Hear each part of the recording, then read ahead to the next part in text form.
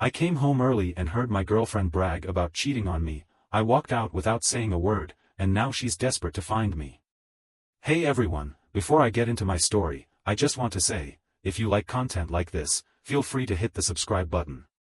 It's free, helps the channel, and ensures you don't miss out on great stories.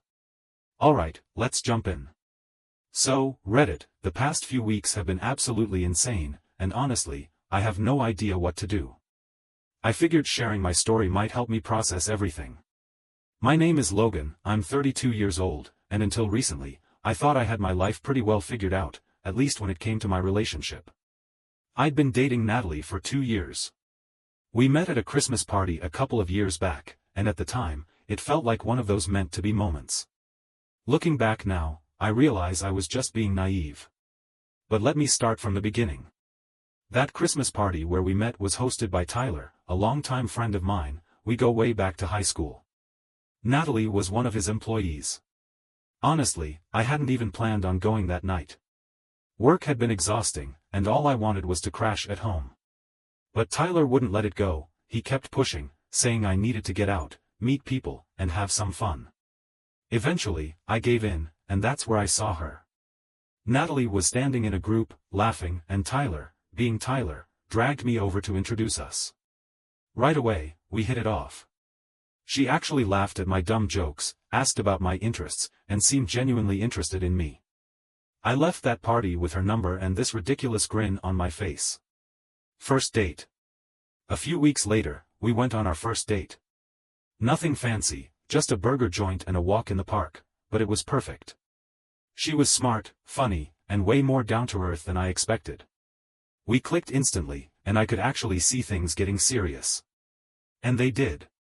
A few months in, we made it official, and everything felt great. But there was always one thing that seemed a little off: her younger sister, Madison. From the moment I met her, I could tell she didn't like me. She wasn't outright mean, but she had this way of making little comments that felt like subtle digs. At one of the first family dinners I attended, she casually said, "Wow, Natalie, you really went for the low-maintenance look, huh? What was that supposed to mean?" At first, I brushed it off, figuring she was just protective of her sister or maybe just had a blunt sense of humor. But it never stopped. Madison always found ways to belittle me. If I talked about something I was passionate about, she'd roll her eyes or throw in some sarcastic remark. One time, Natalie and I had gone on this amazing hike, and I was telling everyone about it. Madison just smirked and said, "Wow, sounds absolutely thrilling. I'm sure staring at trees was a wild time." She also had this habit of bringing up Natalie's exes, constantly. "Oh, remember when you and Mark went to Cancun? That trip sounded like so much fun." It was like she was trying to remind me that Natalie had options, that maybe I wasn't the best she could do. I brought it up to Natalie a few times, asking why Madison seemed to have it out for me. But Natalie would just laugh it off, saying, "That's just Madison, she's like that with everyone." Except she wasn't. She was perfectly nice to everyone else, just not me. I started dreading any time we had to be around her, but for Natalie's sake, I put up with it. Despite Madison's attitude, my relationship with Natalie kept moving forward. After about a year, we moved in together, splitting rent on a small house just outside the city. Life felt stable, like we were actually building something. I wasn't in a rush to get married, but after 2 years, I started thinking about proposing. Natalie felt like my person. Or at least, I thought she did. This year, Tyler was throwing another Christmas party, and I figured it was the perfect place to propose. After all, that's where we met, and Tyler had always been a big part of our story. A few weeks before the party, I talked to Natalie's parents, asking for their blessing. They were thrilled. I spent weeks planning it. Picked out the perfect ring, rehearsed exactly what I was going to say, even coordinated with Tyler to make sure everything was just right. I could picture it so clearly, getting down on one knee, Natalie's face lighting up, all our friends cheering. I was so sure I was doing the right thing. But life has a funny way of knocking you flat when you least expect it. All that planning, all that excitement, it was like building a house on sand. I had no idea that the foundation of our relationship wasn't what I thought it was. And soon, the cracks were going to show, in the worst possible way. The trip that changed everything. About a month ago, my buddies and I planned a weekend fishing trip at our usual spot near the lake. It's peaceful, kind of off the grid, and the perfect place to relax. We do this trip every year, just pack up some coolers, grab our gear, and unwind. I'd been looking forward to it for weeks. Life had been stressful, and I needed the break. Natalie wasn't exactly thrilled about me being gone all weekend, but I told her it was important to me, and she seemed to accept it, at least, that's what I thought. So, Saturday morning, I loaded up my truck, tent, cooler, food, everything I'd need, and hit the road. About an hour into the drive, it suddenly hit me, I'd forgotten my tackle box in the garage. Now, I know that doesn't sound like a big deal, but this wasn't just any tackle box. It was brand new, Natalie had given it to me as a gift. I'd spent a small fortune on new lures, hooks, everything. There was no way I could just fish without it. Plus, I knew my buddies would never let me hear the end of it if I showed up unprepared.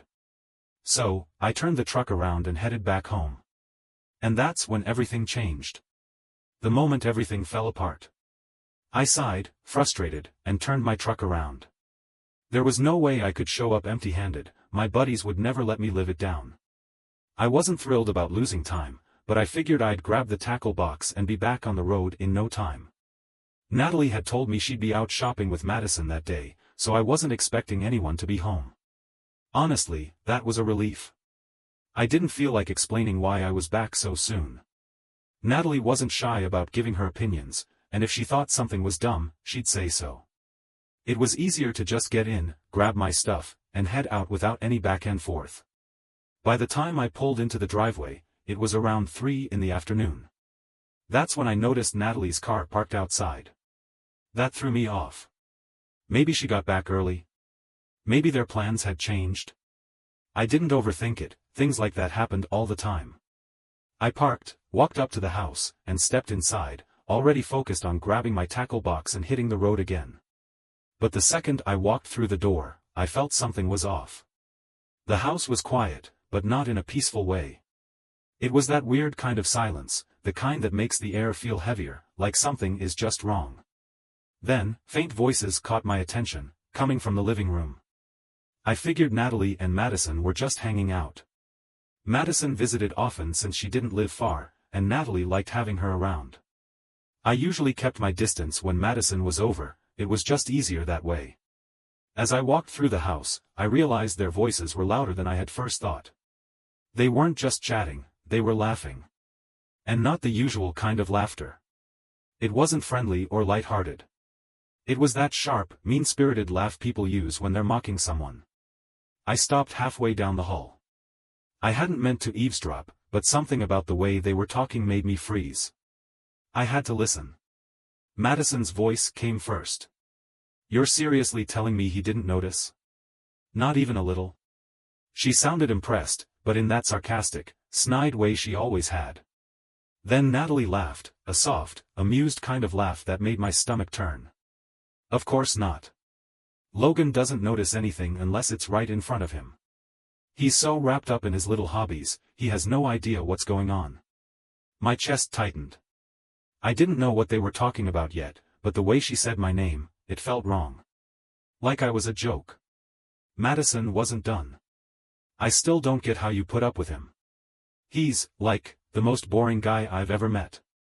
Always going on about fishing, hiking, whatever. God, Natalie, you could do so much better. He's so safe." Safe. That word hit different. Natalie sighed. "I know." Then Madison's voice again. "Come on, you deserve more than boring. Derek is way better." Derek? Who the hell was Derek? Before I could process it, Natalie's laugh cut through me like a blade. "I know. I didn't plan for it to happen, but... Derek, he's just different. And in bed? Oh my God, it's insane. Logan doesn't even come close." My heart started racing. Madison just laughed. "Then what are you waiting for? Just break it off with Logan already. Derek is clearly the better choice." Then Natalie sighed again. "I can't. Not yet. I know he's planning something big for Christmas. I don't want to ruin it, yet." That was it. I wanted to smash something. To yell. To do anything to let out the rage boiling inside me. But instead, I just left. I took a deep breath, turned around, and walked out of the house. As I shut the front door behind me, I heard Natalie's voice. "Logan? Is that you?" I didn't answer. I climbed into my truck, started the engine, and drove away. A few minutes later, my phone started buzzing. Natalie was calling. I ignored it. Then came the texts. "Where are you? I thought I heard the door. Are you okay? Please call me." I didn't go back to the fishing trip. I couldn't. Instead, I just drove. I didn't know where I was going, I just needed to get away. For hours, I stayed on the road, aimlessly circling highways and backroads, trying to make sense of what had just happened. It felt like everything I thought I knew about Natalie, about us, was crumbling right in front of me. And I had no idea what to do with that. Eventually, exhausted and emotionally drained, I pulled into a random motel parking lot and checked in for the night. It wasn't much, but at least it gave me space. Space to sit with my thoughts. To process without the weight of that house, or Natalie, bearing down on me. I turned my phone off. I couldn't deal with her messages or missed calls. I didn't want to hear her excuses or explanations. What could she possibly say that would make any of this okay? That night, I lay on the motel bed, staring at the ceiling, replaying that conversation over and over in my head like a twisted highlight reel. Every word. Every laugh. Every casual dismissal of who I was. It wasn't just disrespectful, it was cruel. And Derek. Now that I had a name, it felt even worse. This wasn't some one-time slip-up or a moment of weakness. Natalie had made choices, deliberate ones. To lie to me. To mock me behind my back. To plan her future exit while I was planning our future together. Looking back, there had been signs. Subtle ones. But I had ignored them. Over the last few months, Natalie had been busier than usual. More gym sessions. More last-minute drinks with coworkers. More impromptu shopping trips with Madison. At the time, I didn't think anything of it. She had always been independent, and I respected that. But now, I couldn't help but wonder, how many of those nights had actually been spent with him? Was Madison covering for her the whole time? Had she known from the start? Had she helped? The thought made my stomach turn. I hadn't told anyone yet. Not even my friends. How was I supposed to start that conversation? "Hey guys, turns out my girlfriend of 2 years has been cheating on me with some guy named Derek." Taking back control. The whole thing felt pathetic in my head. The idea of telling my friends, of watching their faces shift into pity, was unbearable. I didn't want their sympathy. I didn't even want advice. I just wanted to deal with this on my own, at least for now. By the time I left the motel, I had a plan. Or at least, the start of one. I wasn't going to confront Natalie yet. That would come later, on my terms.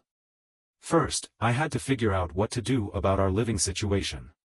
The lease was in my name, which meant legally, I had all the control. There was no way I was going to let her keep staying in my house while I figured things out. She didn't deserve that. If anything, I wanted her out, as soon as possible. When I pulled into the driveway that afternoon, I immediately noticed Natalie's car wasn't there. Perfect. I parked the truck, walked in, and headed straight for the spare room where we kept the trash bags. If I was going to do this, I needed to do it now. I grabbed a couple of bags and started packing up her things, clothes, shoes, makeup, anything that was obviously hers went straight in. I didn't stop to fold things neatly or organize anything. I wasn't doing this for her. I just wanted every trace of her gone. Once I had everything bagged up, I dragged it all to the front porch and left it there. Then, I went back inside, pulled out my phone, and found the number for the locksmith I'd hired a year ago. He answered on the second ring. "I need my locks changed. ASAP." He didn't ask questions. Just told me he could be there within the hour. Perfect. When the locksmith arrived, I stood by, watching as he swapped out the locks, feeling a strange sense of relief. It wasn't much, but it was something. A step toward taking my life back. Before leaving, I grabbed a piece of paper and scribbled a short note. Nothing dramatic, just 5 simple words. You know what you did. I taped it to the door, locked up, and stood there for a moment, gripping the new keys in my hand. They felt heavier than before. Like the last tie to the life I had just thrown away. I didn't regret it. I needed space. So, instead of sticking around, I got in my truck and started driving. There was this retreat center I had heard about once, about 5 hours away. No phones. No distractions. Just quiet. That's exactly what I needed. The flood of messages. On my way out of town, I stopped at a coffee shop. Sitting in the parking lot, I hesitated for a moment before unlocking my phone. I already knew what I'd find. Sure enough, dozens of missed calls and texts from Natalie. At first, they were casual. Hey, where are you? Did you come home last night? Then, as the hours went on, they became more desperate. Logan, I'm really worried. Please call me. What's going on? Why aren't you answering? And finally, pure frustration. Where the hell are you? We need to talk. I didn't respond. I wasn't ready to talk to her. And honestly, what was I supposed to say? Hey, I overheard you talking about Derek and how I don't measure up. Want to explain? No. That wasn't how this was going to play out. She didn't deserve an explanation from me, not after what she had done. Letting it sink in. As I drove toward the retreat, I started picturing what would happen when she got home and saw her things on the porch. Would she be shocked? Probably. Maybe even cry. Part of me hoped she'd feel embarrassed. That she'd realize, even for a second, just how badly she had messed up. But another part of me? I didn't care at all how she felt. This wasn't about her anymore. It was about me, about what I needed to do to move forward. By the time I reached the retreat, I was emotionally drained. For 2 days, I barely thought about what would happen next. I just let myself be. No distractions, no phone, no noise. Let Natalie sit there and wonder why her stuff was outside. When I finally made the drive back home, I had one thing clear in my mind: Natalie wasn't going to manipulate her way out of this. She wasn't going to cry, lie, or twist things to make herself look like the victim. She wasn't worth the energy. Whatever fake version of herself she had been pretending to be for the last 2 years. That was over. I wasn't playing along anymore. Her desperation. As I pulled into the driveway, I could immediately tell she had been there. The bags I had left on the porch? Gone. The note I had taped to the door? Gone, too. No surprise there. But what did surprise me was the stack of envelopes wedged into the screen door.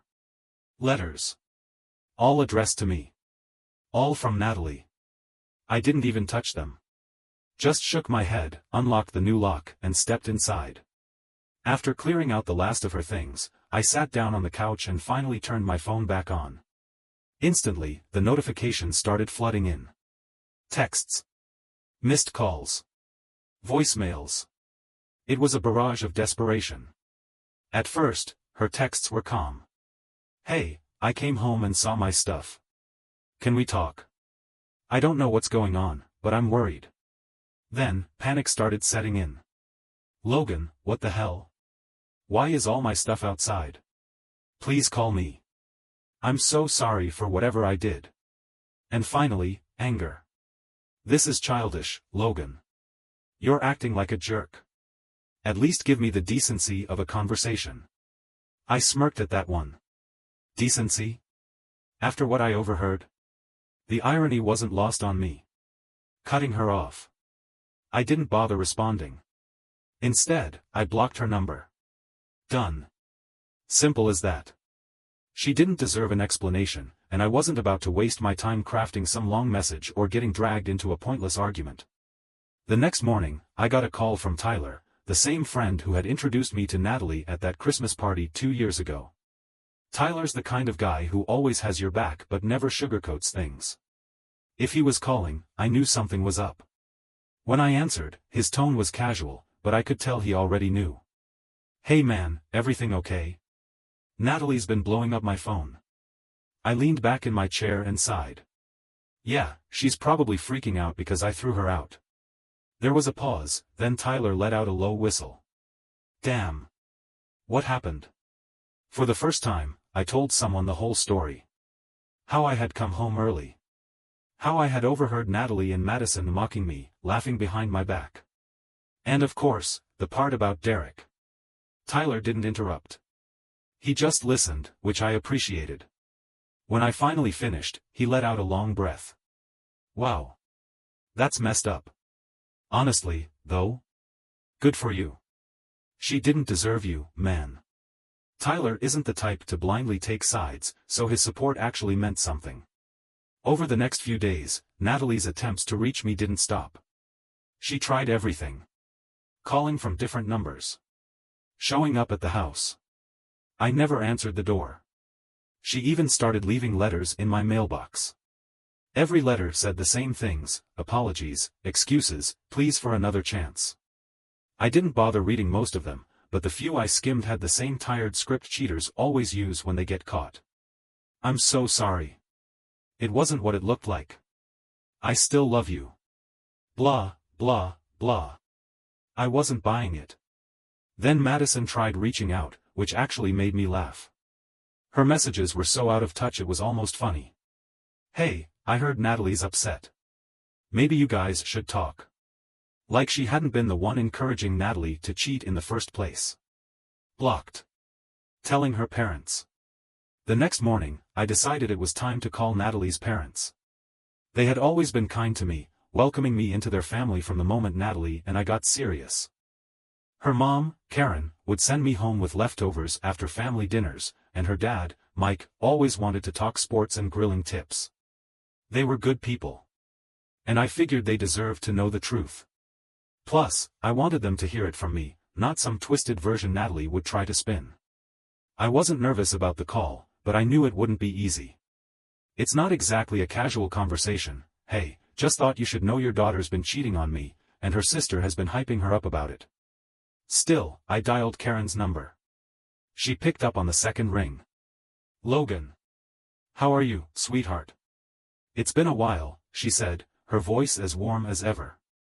Hi, Karen, I said, trying to keep my tone steady. Do you have a few minutes to talk? It's important. There was a slight pause before she answered, her voice now laced with concern. Of course. Is everything okay? I didn't sugarcoat it. No. Not really. I explained everything. How I had overheard Natalie and Madison laughing about me. How Natalie admitted to cheating, with some guy named Derek. How Madison had been egging her on the whole time. I didn't soften the details. I told her exactly what they said, word for word, because I wanted her to understand just how low both of her daughters had stooped. By the time I finished, there was silence. For a second, I thought Karen had hung up. But then, I heard her take a shaky breath. Logan. She finally said, her voice trembling. I don't even know what to say. I can't believe this. Are you sure? Maybe you misunderstood? I didn't. Natalie's parents react. I didn't misunderstand, I cut in, my voice firm. On the other end of the line, Karen let out a shaky breath before breaking down in tears. I felt a little guilty, but at the same time, this wasn't my fault. I wasn't the one who had betrayed someone I supposedly loved. Her daughters had done this, and they had to face the truth. After a moment, I heard Mike's voice in the background, full of concern. What's wrong? Karen struggled to answer, her voice cracking. It's about Natalie and Madison. I heard some rustling as Mike took the phone from her. Logan, what's going on? Karen's in tears over here. So, for the second time that day, I laid it all out. I told him exactly what I had overheard, that Natalie had not only cheated but laughed about it behind my back. That she admitted to being with some guy named Derek. That Madison had been right there, encouraging it all, making me the punchline of some cruel joke. Mike stayed silent the entire time. I could hear Karen crying in the background, but he didn't say a word. He just listened. And then, after what felt like forever, he let out a deep, exhausted sigh. Logan. I don't even know what to say. His voice was low, serious. You didn't deserve any of that. None of it. I can't believe God, I don't even have the words. It's not on you, I replied. And I meant it. But I figured you should know. I know you both love your daughters, but I'm done. I refuse to let anyone treat me like that. Mike's tone shifted, growing sharper. You're absolutely right. They crossed a line. And they need to deal with the consequences. I don't care if they're my daughters, what they did is disgusting. Karen, still trying to hold herself together, finally spoke up. Logan, I'm so sorry. You've always been so good to Natalie, to us. I can't believe she would throw all of that away. And Madison? Encouraging it? I don't even recognize them anymore. We talked for a while after that. They asked how I was doing, if there was anything they could do. I told them I was fine, probably better than they expected, and that no matter what Natalie said or did, there was no going back. Mike assured me they wouldn't let this slide. He wasn't the kind of man to make empty promises, and I could tell from his voice, he meant it. Before we ended the call, he said something that stuck with me. Logan, you've always been like family to us. That hasn't changed. You're welcome in our lives anytime. But Natalie?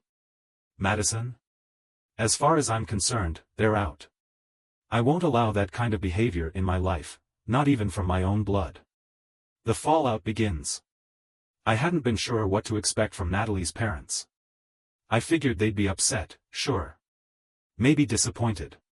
But I never thought they'd cut ties with both of their daughters. That was a bold move.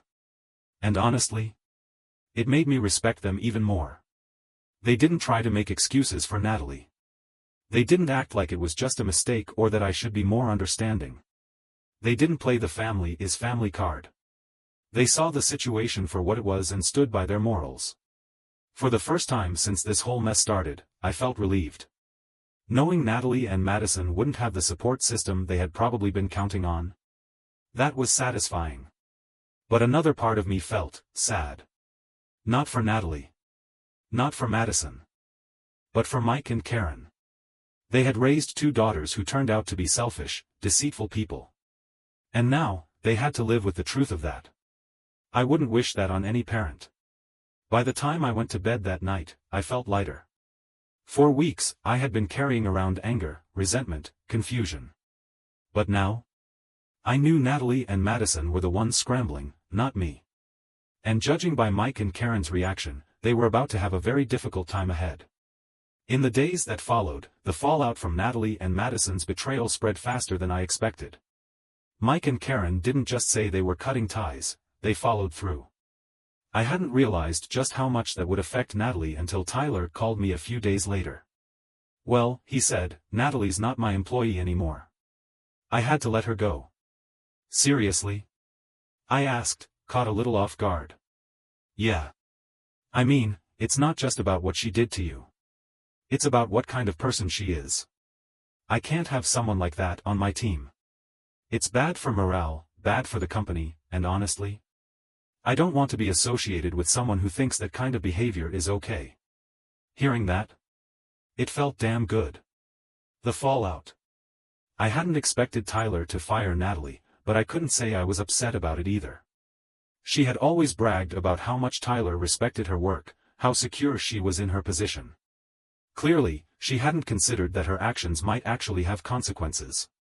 You didn't have to do that on my account, I said, though I couldn't deny the small sense of relief I felt knowing she wasn't going to just skate by without repercussions. Tyler scoffed. This isn't just about you, Logan. I don't tolerate that kind of behavior, period. She crossed a line, and I'm not about to let her bring her drama into my workplace. After we hung up, I felt a sharp sense of vindication. Natalie had been so smug, so sure she could get away with everything. But now? The life she had built was crumbling, piece by piece. From what I heard through mutual friends, and a little from Tyler, Natalie tried to play the victim at first. She told anyone who would listen that I had overreacted, that I had kicked her out without even giving her a chance to explain. But that story only lasted so long. Once Tyler and her own parents started setting the record straight, people stopped buying her act. The image she had worked so hard to maintain, the one where she was admired and well-liked, shattered. Instead of sympathy, she got pity. And not the good kind. And Madison? She wasn't spared either. Mike and Karen were furious when they learned about her involvement. The fact that she had encouraged Natalie's betrayal, that she had mocked me right alongside her, was unforgivable to them. They made it clear, Madison wasn't welcome in their home anymore. It wasn't just words either. Madison had always been the family wild card, the one who couldn't hold down a job, constantly borrowed money, and relied on her parents to bail her out. But Mike and Karen had finally had enough. They cut all financial support. Neither Natalie nor Madison had much of a safety net anymore. Mike and Karen didn't bother hiding the reason either. According to Tyler, Karen had told one of her church friends, "We raised them better than this. If they're going to behave this way, they can do it without our help." Word spread quickly. The people Natalie and Madison once relied on for support, friends, acquaintances, even casual social circles, started distancing themselves. Calls went unanswered, event invitations disappeared, and even Natalie's precious Instagram followers started dropping. For someone who had always cared about appearances, Natalie must have been losing her mind over it. At some point, Madison let Natalie crash at her place, but that didn't last long. According to Tyler, Madison couldn't handle the constant drama that came with Natalie. Between Natalie spiraling after losing her job and Madison barely keeping up with her own expenses, things fell apart quickly. Then one night, Tyler called me with an update that nearly made me laugh. "So, word is Madison finally snapped and kicked Natalie out too." "You're kidding," I said, shaking my head. "Nope.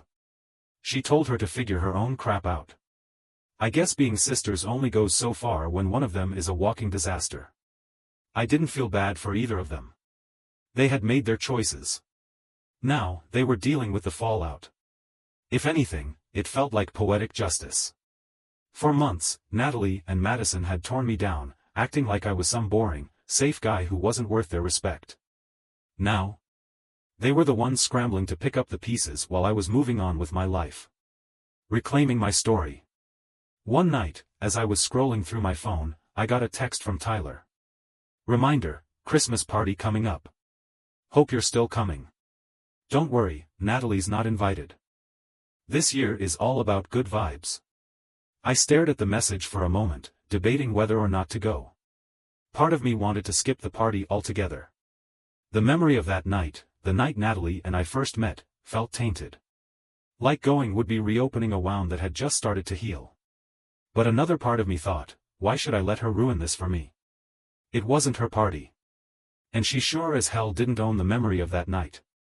So, yeah, I decided I was going. Not just to see friends or enjoy the holiday spirit. I was going to reclaim something. My story. My dignity. My life.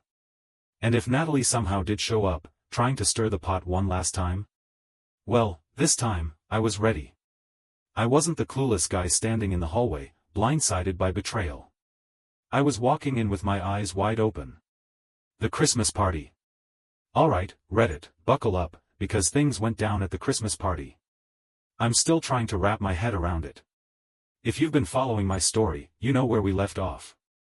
Let me take you to the party. The night started off great. Actually, better than great. Tyler knows how to throw a party. His place looked like something straight out of a Christmas movie, twinkling lights, a giant tree in the corner, people in festive sweaters holding drinks and laughing. It felt good to be around friends again. People who had my back. People who knew the real story about what had happened with Natalie. I mingled, caught up with old friends, even met a few new people. For the first time in a long time, I felt like myself again. No baggage. No drama. Just me. But then, of course, the drama walked in. The final confrontation. It was about halfway through the party when the front door swung open. And there she was. Natalie. She stood in the doorway, looking like she hadn't slept in days. Her makeup was smudged, her hair a mess, and she wasn't wearing anything remotely festive, just a plain black coat and jeans. She looked completely out of place among the cheerful partygoers, like a dark cloud looming over a bright holiday celebration. The room fell dead silent. Every head turned toward her. The tension in the air was thick, like everyone was holding their breath, waiting to see what would happen next. Tyler was the first to break the silence. "What the hell are you doing here?" he asked, his tone sharp and unforgiving. Natalie's voice was shaky, but loud enough for everyone to hear. "I need to talk to Logan. Please, just for a minute." Tyler didn't hesitate. He stepped forward, blocking her path. "You weren't invited, Natalie. You need to leave." She ignored him, her frantic eyes scanning the room until they landed on me. "Logan," she pleaded, her voice cracking. "Please. I just need to talk to you. Just 5 minutes, that's all I'm asking." Now, here's the thing, the old me. The guy I was a month ago. He probably would have caved. He would have given her those 5 minutes because he wanted to believe that people were better than their worst mistakes. That they deserved a chance to explain, even when they didn't deserve one. But the new me? The guy standing there, surrounded by friends who had my back and zero patience for her nonsense? Yeah, that guy wasn't playing along. I crossed my arms and met her gaze, my voice loud enough for everyone to hear. "Talk about what, Natalie?" I asked. "You've already said everything I needed to know. You just didn't think I was listening." Her face crumpled, and for a moment, I thought she might actually turn around and leave. But, of course, she didn't. Instead, she took a shaky step forward, desperation dripping from every word. "Logan, I made a mistake. A huge mistake. I was stupid, and I didn't realize what I had until I lost it. Please, just give me a chance to explain." Tyler cut in again, his voice firm. "Natalie, I'm serious. You need to go. This isn't the place for this." She spun to face him, tears streaming down her cheeks now. "Tyler, please, I just need 5 minutes with him. Just 5 minutes, and I'll leave." Tyler looked like he was ready to throw her out himself, but I raised a hand to stop him. "It's fine," I said, my voice steady. "Let her say what she needs to say." You could hear a pin drop as I stepped toward her. Everyone was watching, waiting to see what would happen. Natalie wiped at her face, trying to pull herself together as I stopped just a few feet away. "Go ahead," I said. "Say whatever you think will fix this." She took a deep breath, her whole body trembling. "Logan, I was an idiot. I let Madison get in my head, and I made mistakes, mistakes I can't take back. But I swear, it didn't mean anything. Derek didn't mean anything. None of it did. You're the one I love, Logan. You always have been." I stared at her, unblinking. "You love me?" I repeated, my voice calm but sharp enough to cut. "Was that what you were thinking when you called me boring? When you laughed about how clueless I was? Or how about when you said Derek was insane in bed and that I didn't even come close? Was that love, Natalie?" She flinched like I had slapped her. I didn't mean any of that," she whispered. "I was stupid, Logan. I was trying to impress Madison, and I..." "Stop." I didn't raise my voice, but the word hit like a hammer. "Don't blame Madison for your choices," I said coldly. "She might have encouraged you, but you're the one who made those decisions. You chose to lie. You chose to cheat. And then you laughed about it." Her tears were falling freely now. She lowered her voice so only I could hear. "I'm begging you, Logan. I don't have anyone else. Madison kicked me out. My parents won't talk to me. You're all I have left." I took a step back, letting her words hang in the air before I answered. "And whose fault is that, Natalie? Because it sure as hell wasn't mine." At that point, Tyler had had enough. He stepped forward, glancing at one of his friends near the door. "Time to go," he said firmly. Two of Tyler's friends moved in, gently but firmly guiding Natalie toward the exit. She protested weakly, still pleading, but they ignored her. Then the door shut behind her. And just like that, the tension in the room evaporated. Someone cranked up the music. Conversations picked up again. People went back to enjoying the party. Tyler walked over to me, clapping a hand on my shoulder. "You good?" he asked. I nodded. "Yeah," I said, feeling strangely calm. "I'm good." And the thing was, I really was. Watching Natalie crash and burn like that didn't hurt. If anything, it felt like closure. I had spent 2 years of my life with someone who didn't deserve me. But now? Now, I was finally free. Moving forward. So, that's the story. I don't know what Natalie is doing now, and honestly, I don't care. She made her choices. Now, she's living with the consequences. As for me, I'm moving forward. I've got good friends, a supportive community, and a life that is finally my own again. And that's all I need.